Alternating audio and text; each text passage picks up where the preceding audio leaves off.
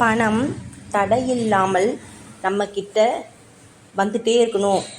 அதாவது தண்ணீர் எப்படி சுரந்துக்கிட்டே இருக்குது, அந்த மாதிரி நம்மக்கிட்ட பணம் சுரந்துக்கிட்டே இருக்கணும் அப்படின்னா ஒரு வார்த்தை சொல்கிறேன். அந்த வார்த்தையை எழுதி நீங்கள் உங்கள் கண்ணுக்கு தெரிகிற மாதிரி எந்த இடத்துல வேணாலும் நீங்கள் ஒட்டி வச்சுக்கலாம். பெட்ரூம், அதாவது பீரோவில் வந்து நம்ம பணம் வைக்கிற இடத்துல ஒட்டி வச்சுக்கலாம்.